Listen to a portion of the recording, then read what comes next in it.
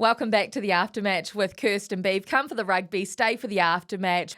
What about this Northern Tour? Yes. This Northern Tour for our rugby championship teams is pretty epic. If we go through the schedule for these different teams, look, we'll start off with the Springboks, shall we?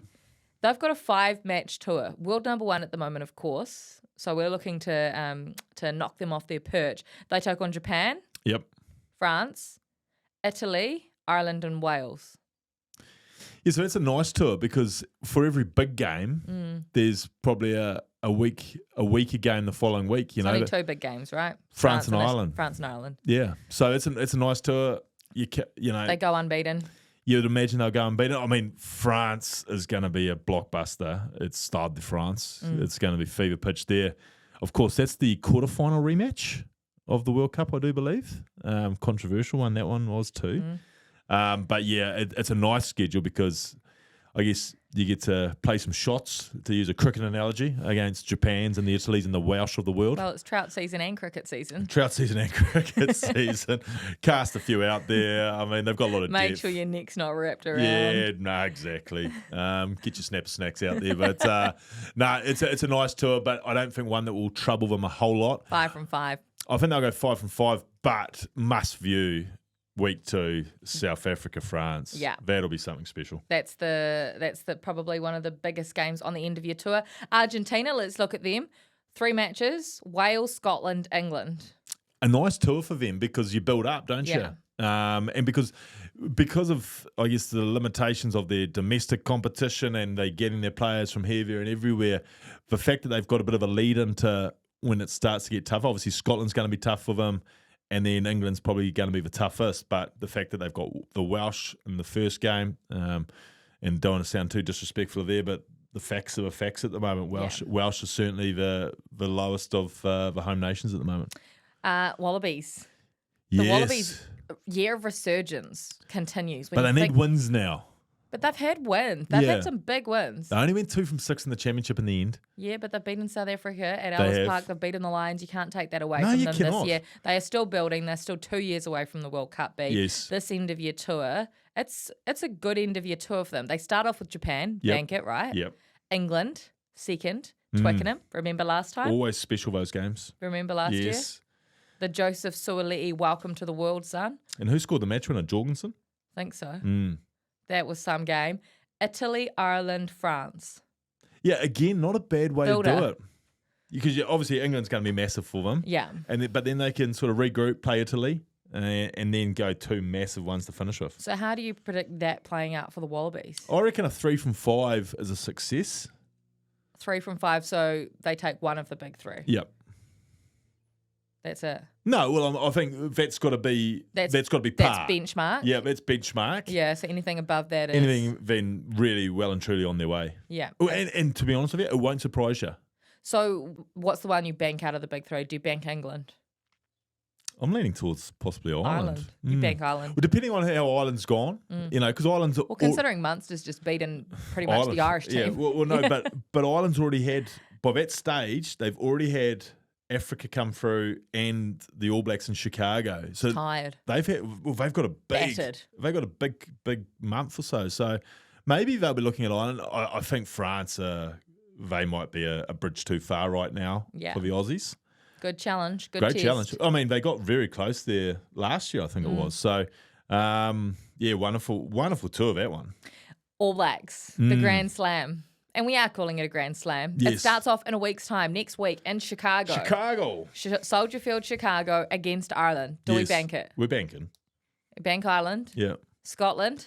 Banking. Although you're nervous about Scotland. That's the one I'm only nervous about some of the comments coming out of Scotland. Are they trying to manifest a victory, like saying that they're going to do it this time? Well, even our mate Jim Hamilton, who runs a cracking podcast himself, he says Scotland win this one. It's their time. It's their time. Look, as someone who's been to Edinburgh and played before with the All Blacks, you do hear this every time because they've never been in the All Blacks. Yes. I will say this, though. In the past, it has been a game that us B-boys have been rolled out for. It won't be this time. Yeah. There's no way that'll be a fully loaded... For all 3. All 3. Absolutely. So Scotland banked.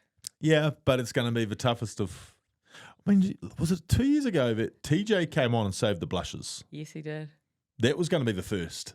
Yeah. Are we a better team now than we were then? Don't know. England? Yeah, we're banking it, but I think I've circled this one as the toughest. I think from what I saw of the Lions, who's going to be at 10, whoever they put at 10 is going to be. Who will it be?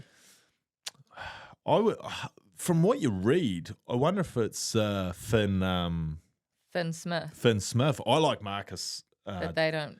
Well, I'd say he will leave. If he's not starting at 10, I think he'll be at 15. But I really like him as a 10. Jeez, he's impressive. And then they've just got, some dynamic footballers around. Obviously, the young superstar. Yeah. Who toured with the Lions. Henry Pollock. Who's everywhere. Yeah. He's going to be a feature. He's been a bit quiet, actually. We've only just started. We haven't seen any of these. No, we've only just started. Yeah. But I look forward to his antics. Absolutely. He makes rugby better. Wales to finish. Yeah, I think we'll be right there. So you're banking 4 from 4. Yeah. The Welsh game is potentially when some of the boys might get a run. Who? Well, you're Ruben Love. The others. Yeah, the others. The others the ones that make up the 36 and aren't part of the 23. You have the same 23 for all three and less injuries, basically. Well, I mean, form and horses for courses a bit, but you're not going to make 7 or 8 changes. There might be one or two. No, we're in the past, be it the luxury of the performance or the strength of the All Blacks or the luxury of the previous records, that have gone, we might make 6 changes here. That won't happen on this one until the Welsh game. Whose tour will this be? If there's a player that's going to have the tour of their lives, who's that player? It's Cam Roigard. That's Cam Roigard, isn't it? After he wasn't there last year. Wasn't there fully. It's his time. And the microscope that goes on the All Blacks when they go on these interview tours, like it'll be, I don't want to use the yuck word, but it'll be huge for the brand for Cam Roigard. He goes up there and he announces himself. I think he's still in a position to announce himself to the world. And I think this will be the time he does. Like, you're a bit out of sight, out of mind to the northern eyes down here. I think he goes up there and he announces himself properly. Cam Roigard announces himself to the world. And, of course, Leroy Carter goes unsaid. Just has an absolutely spectacular How many tour. tries is he sitting on? He's won a game at least, yeah, didn't he's he? 3 from 3. Yeah. 3 tries, 3 tests. So Leroy comes home to the Mount with maybe 8.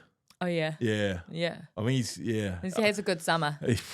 With the snapper snacks. Yeah, well, he's already got his Black Magic tackle pack, be it for him or a Christmas stocking filler.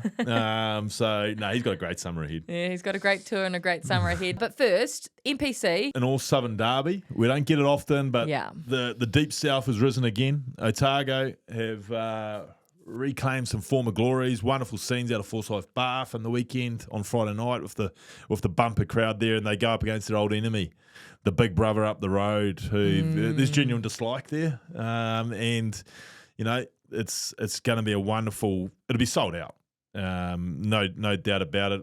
I've already spoken to Dunedinites this morning. Are they heading up? Who are heading up, and they said they are heading up by the truckload. Nice. So it's going to be great.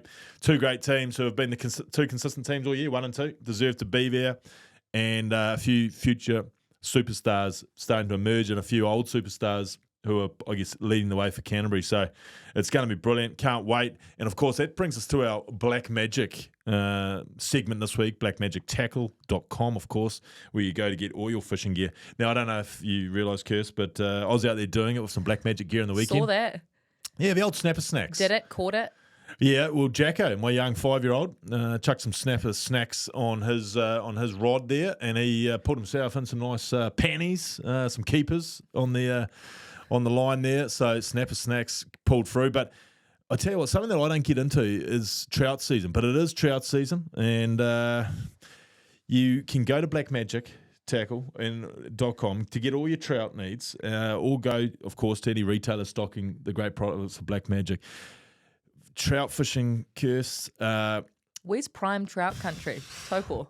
Well, that's obviously if you're on the lake, but then you've got all the streams and off it. I've went and done a day with it in Turangi. Yeah. And once I unwrapped my neck from all the line that I was trying to cast out, because it's a skill. Yeah, tip your hat to the gurus of the trout fishing fraternity. Once I managed to untangle my neck and actually get my fly in the stream, I managed to pull a couple out. So it's a wonderful skill to have, but not something that I've probably got the patience for. But of course, for all you trout fishermen out there, get on to blackmagictackle.com. It's time. It is trout time, and it is time for our Black Magic moment of the week. Yes. No games of international rugby, so of course we give you a couple of moments to pick from. This week, our moment's NPC related. I'll go first with my moment. Go on. And then you can tell us your favourite moment. Doesn't have to be one of our two, but tell us your favourite NPC moment. Bay of Plenty Girl, of course. Yes. Last year's epic 100-minute final beef. You and I were there watching it in studio, and everyone thought, this has got to be Bay of Plenty's year. This is their time. First time in how many years? Like 56 years or something crazy that they'd made it back to a final. Never won the NPC before. They had this incredible team. They had this amazing run throughout the season. This was it, and it went into extra time. 100 minutes, and we were sank. Who One of the boys, was it Callum Harkin? Callum Harkin was. Broke our little hearts. Broke Bay of Plenty's hearts. That was epic, though. My favourite moment was as a young fella. I remember I was 12 and I went down to what I didn't know would be my future. But I went and watched Counties play Waikato in a semi-final at Rugby Park. And I love bringing up this story, and I've talked about it many times because it was my great mentor's Ian Foster's last game. For Waikato. He didn't think it was going to be his last game. He thought he was going to be playing the following week. But Waikato, top qualifier, they were up by about 30 at halftime. The ground announcer, and this is a packed Waikato stadium. It was Old Rugby Park at the time. I was on the terraces with my mate, and we were hiding the fact we were from Counties because it was proper feral up there on the embankment. And the ground announcer said, get your tickets from the ticket office for the final on the Monday. I don't know if the Counties boys heard that, but Joel Evanderi went out, scored 4 tries, and Counties won like 45-43 in an absolute epic. So Bye-bye, Ian Foster. And Fozzie's career was over.